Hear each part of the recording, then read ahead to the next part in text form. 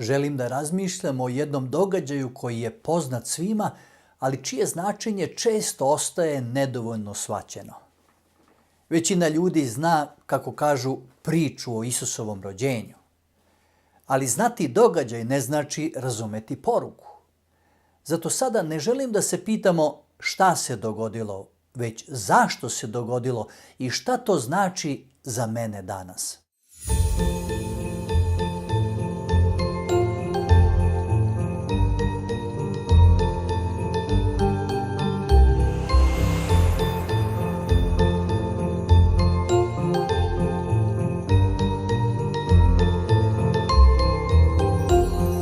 Rođenje Isusa Hrista nije samo praznik, tradicija ili emotivna priča. To je događaj koji menja način na koji gledamo Boga, čoveka i sopstveni život. Rođenje Isusa Hrista deli istoriju na pre i posle. Čak i oni koji ne veruju u Hrista koriste kalendar koji svedoči o tom događaju. Čitava istorija se deli na period pre i posle Hrista. To nam govori da je njegovo rođenje ostavilo trag koji niko drugi nije ostavio. Ipak, on dolazi tiho, neprimetno, bez spoljašnje pompe. To nam već na početku govori kakav je Bog. Ali paradoks je sljedeći. Najveći događaj u istoriji počinje u najvećoj skromnosti. To govori o Božjoj dalekovidnosti i ljubavi. Zato je ključno pitanje, ako je Bog došao na svet, zašto ga većina ljudi nije prepoznala? Čitajmo tekst u Jovanovom evanđelju u 1. poglavlju u 10. i 11. tekstu koji kaže ovako. Na svetu beše i svet krozanj posta i svet ga ne pozna. K svojima dođe i svoji ga ne primiše. Već ovdje vidimo da rođenje Hrista razotkriva stanje ljudskog srca. I još nešto. Isusovo rođenje nije reakcija na ljudski greh, već večna odluka Božje ljubavi. Bog je vekovima unapred govorio o dolasku Mesije. Mesto, način i svrhu su precizno najavljeni. Time nam Bog pokazuje da istorija nije haotična, ona ima pravac i smisao. Nadahnut Svetim Duhom, Petar je pisao sljedeće reči. Čitamo u 1. Petrovoj u 1. poglavlju 19. i 20. Nego skupocenom krvlju Hrista kao bezazlena i prečista jagnjeta, koji je određen još pre postajanja sveta i javio se u posljednja vremena vas radi. Šta nam u stvari govori ovaj biblijski tekst? Zapazite, Hristos je predodređen pre postajanja sveta. A kada je prvi put objavljeno da će doći na ovu zemlju? Odmah prilikom prvog čovekovog pada u greh. Sam Bog je dao to obećanje. I čitamo u prvoj knjizi Mojsijevoj, u 3. poglavlju, u 15. tekstu, gde kaže: I još mećem neprijateljstvo između tebe i žene, između semena tvojega i semena njezina. Ono će ti na glavu stajati, a ti ćeš ga u petu ujedati. Tada je bilo dato prvo obećanje o dolasku Mesije. Prema tome, Bog nije bio iznenađen ljudskim padom. I plan spasenja je stariji čak i od greha. A onda kroz vekove sve se to ponavljalo. Još je prorok Isaija zabeležio reči zapisane u knjizi proroka, njegovoj knjizi proroka Isaije u 9. poglavlju u 6. tekstu.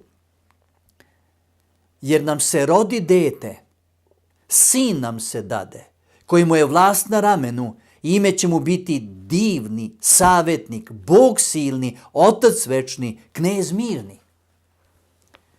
Kao arhitekta koji već u nacrtu zgrade ima predviđen izlaz za opasnost, Bog je unapred obezbedio put povratka čoveka. Međutim, pitanje koje ljudi danas pitaju glasi: zašto je Bog postao čovek? Ovo je jedno od najdubljih pitanja hrišćanske vere. Bog nije poslao anđela, proroka ili knjigu, poslao je sebe. Utelovljenje znači da Bog ulazi u ljudsku stvarnost da bi nas spasao iznutra, ne spolja. I evanđelista Jovan je to ovako objasnio u njegovom evanđelju, u 1. poglavlju, u 14. tekstu. I reč postade telo i useli se u nas puno blagodati i istine i vide smo slavu njegovu, slavu kao jedinorodnoga od Oca. Reč postade telo, useli se među nas. Bog ne spasava čoveka iz daljine. U Isusu vidimo kakav je Bog, pun saosećanja, blizak, razume slabosti. On nije Bog koji posmatra iz daljine, već Bog koji je proživeo ljudski život. Bog ulazi u ljudsku stvarnost. A koji su bili razlozi utelovljenja?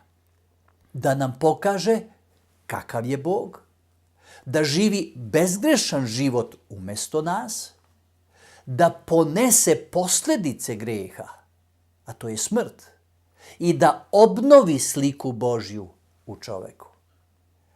Jer kad je neko zarobljen u jami, ne pomažete mu ako mu vičete uputstva odozgo. Potrebno je sići dole i izvesti ga. Upravo to Bog čini u Hristu. Silazi tamo gde smo mi. Sada bih želeo da vas vratim u prošlost. Kakve su bile okolnosti Isusovog rođenja? Bog bira najskromnije okolnosti. To nam pokazuje da Božje delovanje nije vezano za spoljašnju moć, već za spremno srce. Prvo, Vitlejem kao mesto poniznosti. U Mihejevoj knjizi, proročkoj knjizi, u 5. poglavlju, u 2. tekstu kaže: A ti, Vitlejeme Efrato, ako jesi najmanji među tisućama judinim, iz tebe će mi izaći koji će biti gospodar u Izraelju, kojemu su izlasci od početka, od večnih vremena. Zapazite, onaj koji se rodio na ovoj zemlji, postojao je od večnosti. Bog koji je došao da se rodi među nama. Gde? A Vitlejem je bio neznatno mesto, ali Bog često bira ono što je malo da bi pokazao svoju veličinu. Bog bira malo mesto da pokaže da veličina ne zavisi od lokacije. Tako je i danas. On često deluje tamo gde ga ljudi najmanje očekuju. Drugo, jasle kao dokaz Božje dostupnosti. Idemo u Lukino evanđelje u 2. poglavlje u 7. tekst.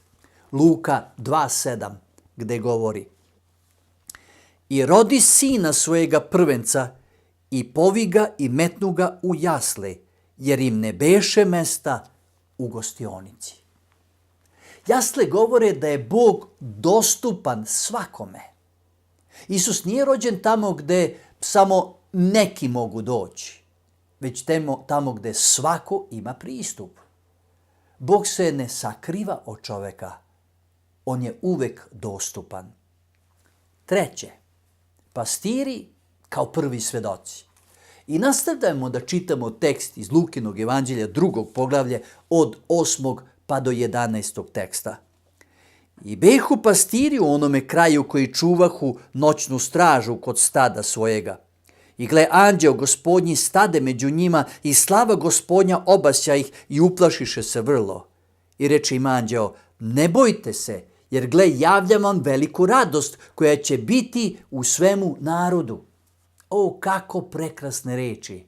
Dolazi anđeo da objavi. Šta da objavi? Pogledajte 11. tekst. Jer vam se danas rodi spas, koji je Hristos Gospod u gradu Davidovu. Bog objavljuje najveću vest najjednostavnijima. Pastiri su bili ljudi bez ugleda. A upravo njima Bog prvo objavljuje vest o spasitelju. Zašto? Zato što su bili iskreni. To nam pokazuje da Bog gleda na srce, a ne na status. Bog ne bira VIP ložu sveta, on bira srce koje je otvoreno. A onda, iako to niko nije video, Biblija opisuje kako je nastala jedna nevidljiva borba oko rođenja Isusa Hrista. Idemo u posljednju knjigu Svetoga pisma, u Otkrivenje, i čitat ćemo iz 12. poglavlja od 1. do 5. teksta. I znak veliki pokaza se na nebu, žena obučena u sunce i mesec pod nogama njezinim, i na glavi njezinoj venac od 12 zvezda, i beše trudna i vikaše od muke i mučaše se da rodi. I pokaza se drugi znak na nebu, i gle, velika crvena aždaja koja imaše 7 glava, 10 rogova, i na glavama njezinim 7 kruna. I rep njezin odvuče trećinu zvezda nebeskih, baci ih na zemlju. I aždaha stajaše pred ženom koja šćaše da se porodi, da joj proždre dete kad rodi. I rodi muško sina koji će pasti sve narode palicom gvozdenom, i dete njezino bi uzetog Bogu i prestolu njegovu. Rođenje Hrista pokreće duhovni sukob, a taj duhovni sukob se reflektuje na zemlji. Pomera se zavesa koja otkriva šta se događa iza kulisa. Zato Irod ne reaguje slučajno. Irodov strah pokazuje da svetlost uvek razotkriva i uznemirava one koji žele da zadrže kontrolu.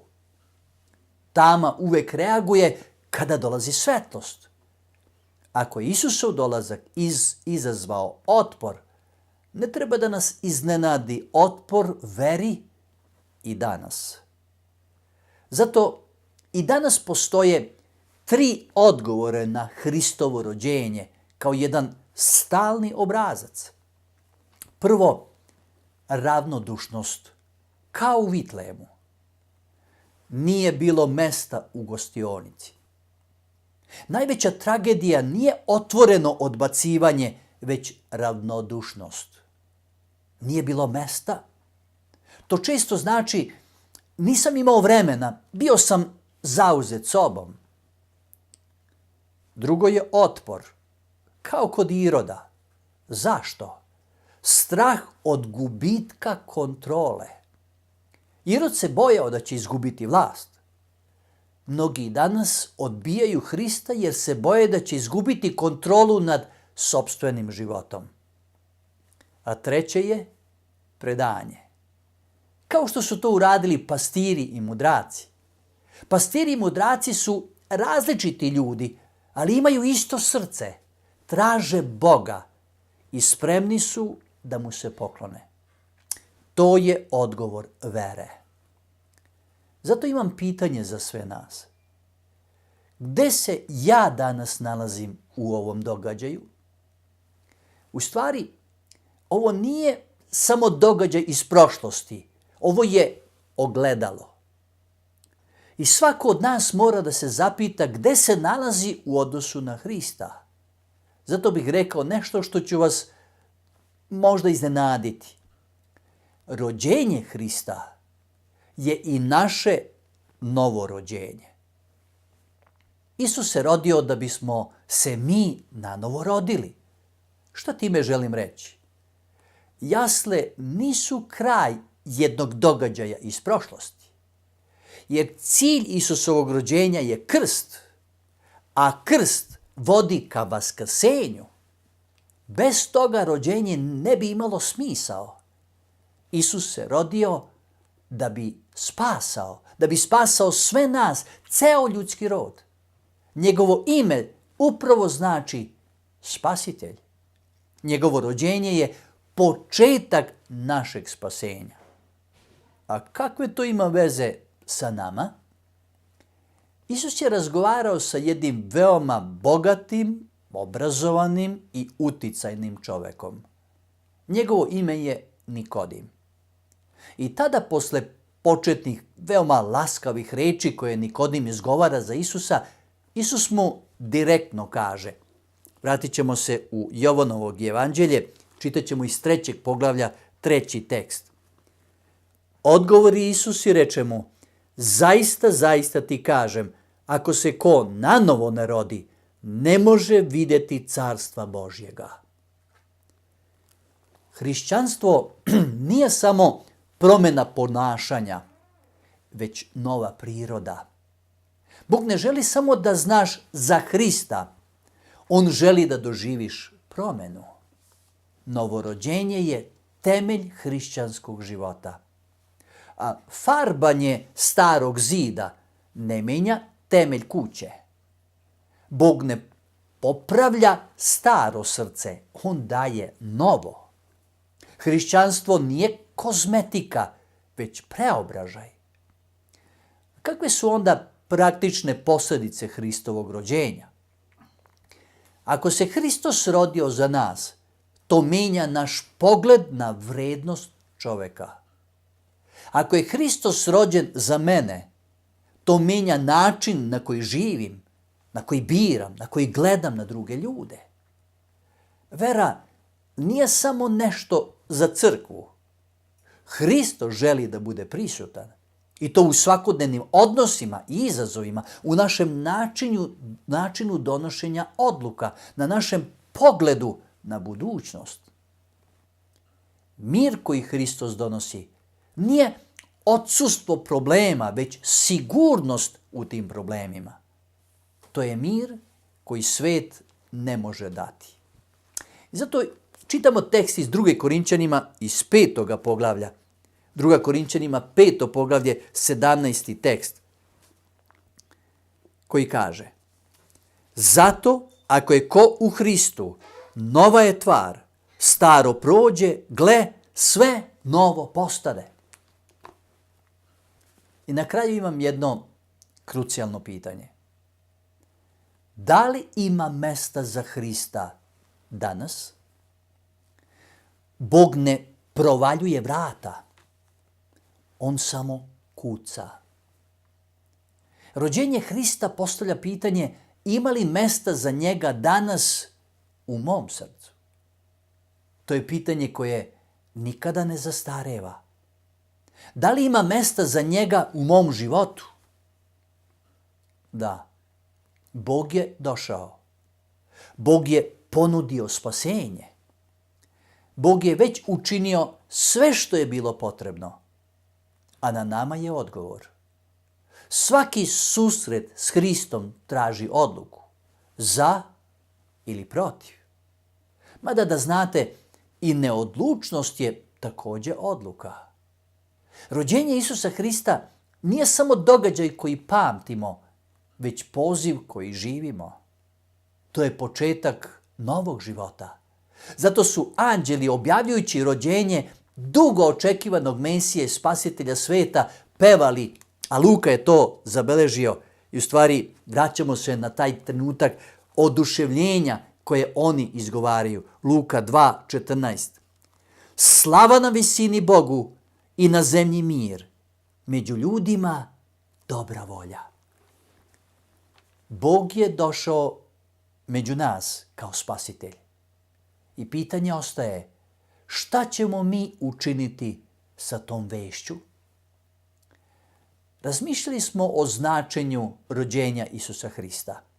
O događaju koji se nije desio samo da bi bio zapamćen, već da bi bio prihvaćen. Bog je učinio prvi korak.